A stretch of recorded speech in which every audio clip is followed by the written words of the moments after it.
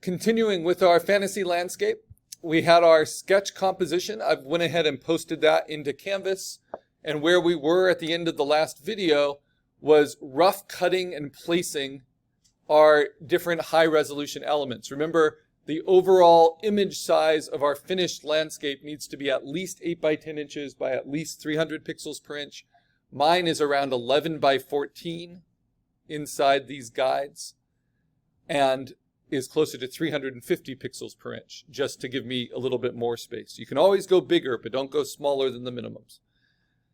And then just for fun, I entered a description of the fantasy landscape concept I wanted into a DALL-E 2 stable diffusion text-to-image generator. And this was the best option I got. And I like to use artificial intelligence in this way as what's called workflow. It's something that informs your practice. It can, just like looking up random things on Google Images that might inspire what you do. I really stipulated in the text that I wanted a recognizable foreground, middle ground, background. And it works best. I even said that the foreground needs to overlap with the middle ground, right? And even though it didn't get the whipped cream or the raspberries or the cotton candy sky or the jelly bean moon or the gold rock candy mountains, it might inspire me with certain elements, right? Like I might decide, oh, gumballs might be a good decision, or powdered, looks like Kool-Aid, might work. But also it shows me that by controlling it with my own sketch, I can make this stronger. I can make this more recognizable by really understanding what foreground, middle ground, and background is. And it might be a good idea to have my jelly bean moon setting behind the mountains. So sometimes we can take this stuff. This isn't finished work. It definitely doesn't do the assignment the way that we want to do it. But it can inform you. It can inspire you. So let's open this up in Photoshop. And the one difference from the last video, this is where we were in the last video. We had at least 5 elements. I have a few more than that. All roughly cut out and placed.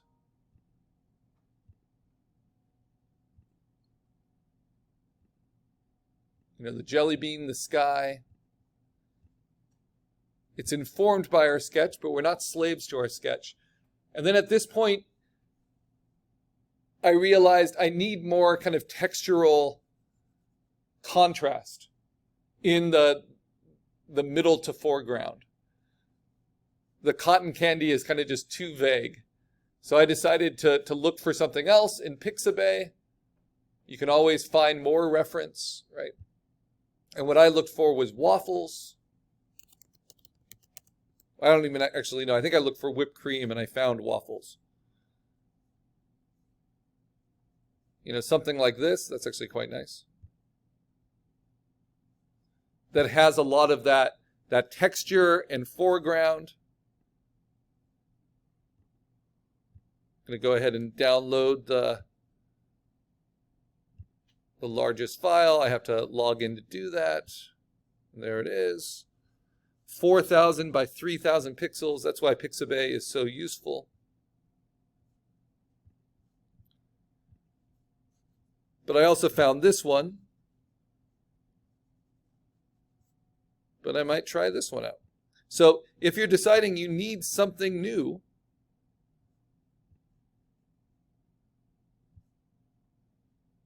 to help with transitions, help things kind of fit and make sense, then you can bring that in at this point.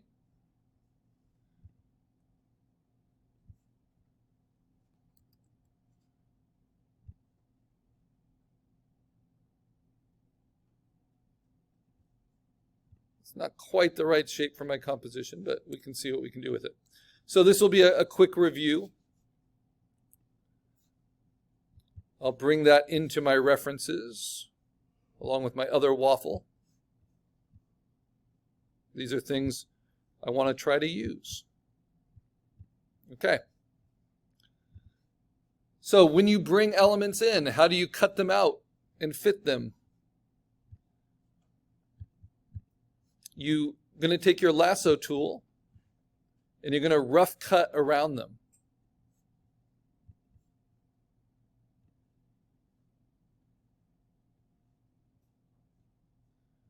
And it is helpful to have tablets today for some of the refined cutouts we're going to be doing. Right now I'm just using my trackpad. And then you hit Command J. That duplicates just your selection. And then you can delete the smart object underneath. And that can help you to place it into your composition. Let me turn on the mountains behind. Maybe I want it kind of like that, with that cherry front and center.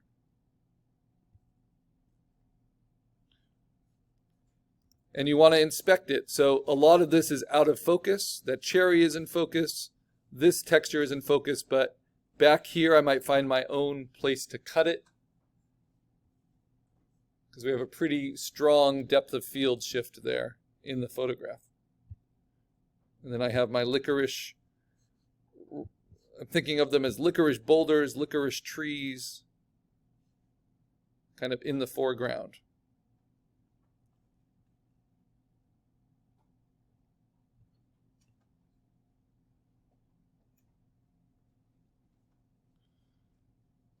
Okay.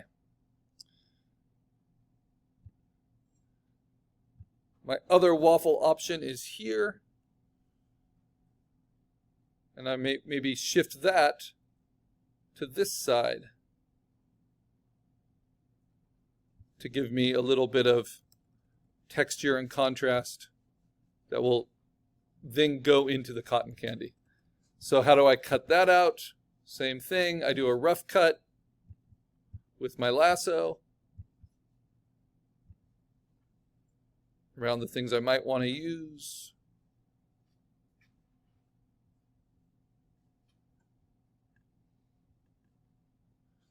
Command J, and then delete the smart object it comes from. Then it is automatically rasterized, and I can kind of place it where I think it should go, at least for the time being. Maybe even move it on top of the other one. Yeah. So I can get the best of both these details. Of the raspberries, the cherries, the lighting, all of that. Okay, so now it's going to be about refining the cutout. So at the end of the last video, we had started working from the background. It's a good time to save. I'll just hit Command S to save. And it's going to save to where I opened it from. So in the last video, we played with direct adjustments. And we played with the colors and the lighting. So there's 3 direct adjustments we play with. You'll find them under Image Adjustments once we're selecting on a layer. And those image adjustments are levels, color balance, and then if you want major changes in color and intensity, hue saturation. So for instance, if I wanted to change my jelly bean sun to something that was less green, I can go to hue saturation and I can really change its hue, which is the art term for the actual color wavelength, and I can make it more intense.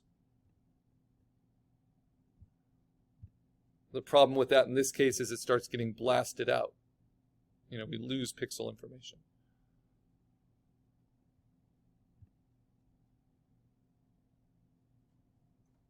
It is kind of interesting to see it shift through those different spectrums of colors.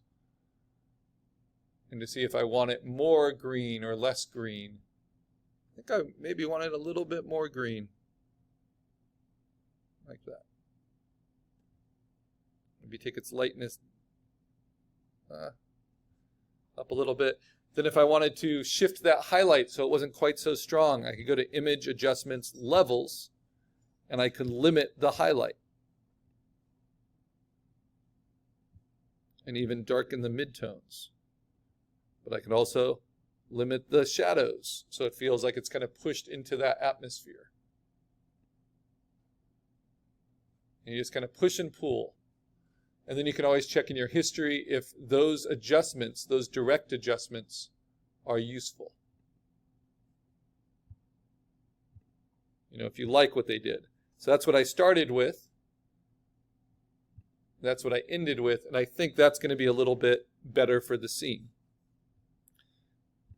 Okay, now as we move through, we're going to start cutting out a little bit more and more. So I've got 3 rock mountains. Actually, I've got 4 rock mountains. I don't know if they're all visible. There's one, there's one, there's one, there's one. Okay, so the first thing is this is my background. This is like my horizon line that breaks into the sky.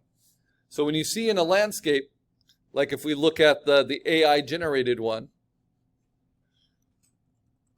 as inspiration, when you see the mountaintop go to the sky, you notice how that's a little softer edged than the foreground? That's because it's further away from the viewer, it's more distanced, so it's a little bit more forgiving.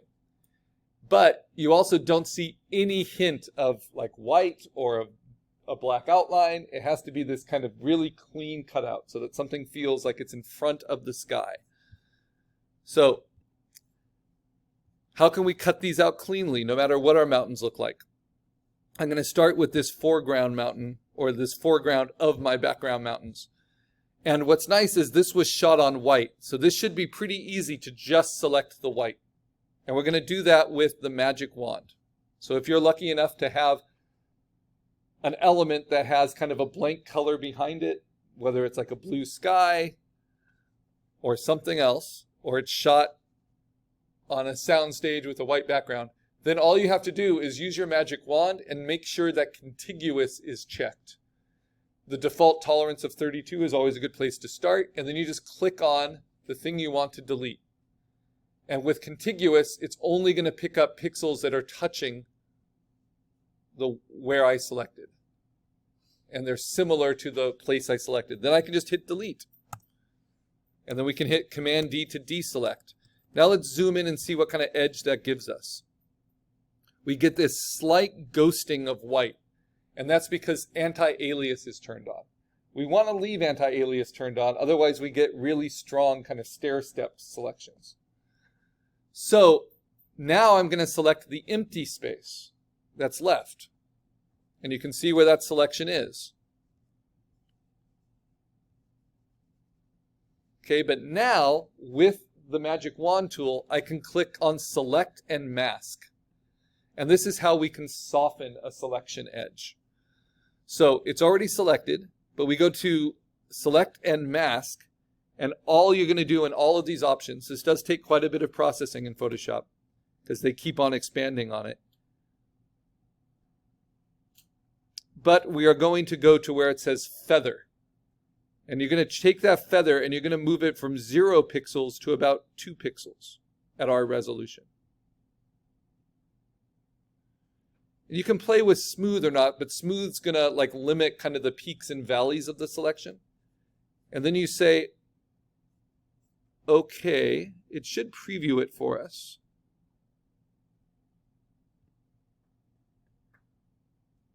So it's showing me that kind of white edge that's now going to get selected and feathered. That wasn't before. That's just a preview. Turn my transparency on a little bit. We can click on high quality preview, but that takes a lot of processing. And so if you just say okay, then you'll see what it does. It doesn't look like it's doing much. The lasso is in the exact same place. It might have shifted a little bit, but now when we hit delete, we can hit it over and over again, and it's going to feather by 2 pixels and soften that selection because this is our background edge. And that makes a huge difference in the believability of that cutout. All right. Now, if I do the exact same thing to this background mountain, first I'm going to use Magic Wand, 32 tolerance, hit delete, and then I hit Command D. Let's compare the two.